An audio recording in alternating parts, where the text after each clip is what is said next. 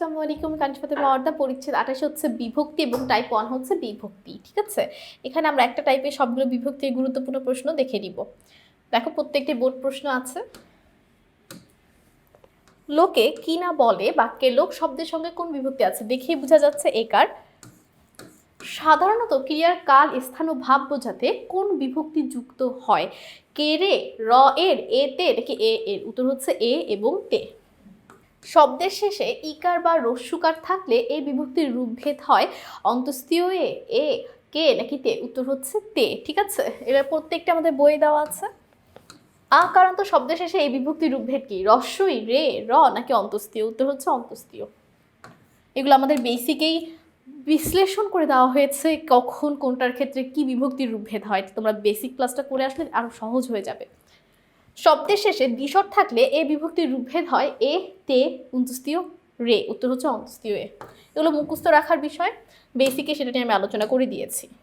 বাক্যে গৌণ কর্মের সঙ্গে কোন বিভক্তির প্রয়োগ হয়? বয়শূন্য র, এ, কে, তে। আমরা সবাই জানি কে, কারণ ব্যক্তি হচ্ছে গৌণ কর্ম। কাকে দ্বারা প্রশ্ন করলে গৌণ কর্ম হয়, তার মানে কি কে বিভক্তি অবশ্যই হবে, কা কে।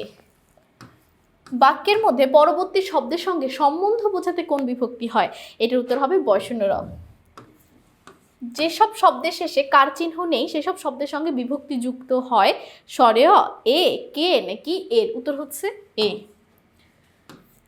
সকালে উঠিয়ে আমি মনে মনে বলি বাক্যে সকালে শব্দের সঙ্গে কোন বিভক্তি যুক্ত হয়েছে? দেখো সকাল যোগ এ সকালে, তাহলে উত্তর হবে কি এ। অনেকে লে দিতে পারে, কিন্তু লে কিন্তু যুক্ত হয়নি, যুক্ত হয়েছে এ। আর লে বলতে কোনো বিভক্তিও নেই।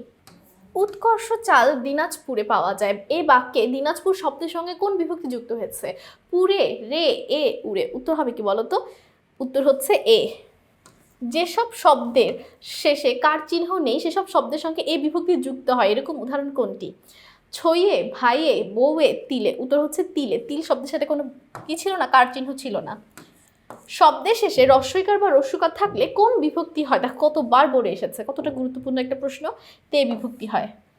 সে ছেলেকে নিয়ে গরু চড়াতে গেছে, বাক্যে ছেলে শব্দের সাথে কোন বিভক্তি যুক্ত হয়েছে? দেখেই বোঝা যাচ্ছে কে, ছেলে কে। সাধারণত গৌণকর্মে কে বিভক্তি হয় সেটা আমরা কিছুক্ষণ আগে জেনেছি, কারণ গৌণকর্ম মানে কাকে দ্বারা প্রশ্ন করা, মুখ্য কর্ম মানে কি দ্বারা প্রশ্ন করা। বাক্যের গৌণকর্মের সঙ্গে কোন বিভক্তির প্রয়োগ হয়? কে এবং রে। ক্রিয়াকে কাকে প্রশ্ন করলে যে শব্দ পাওয়া যায় তার সঙ্গে বিভক্তি বসে কি?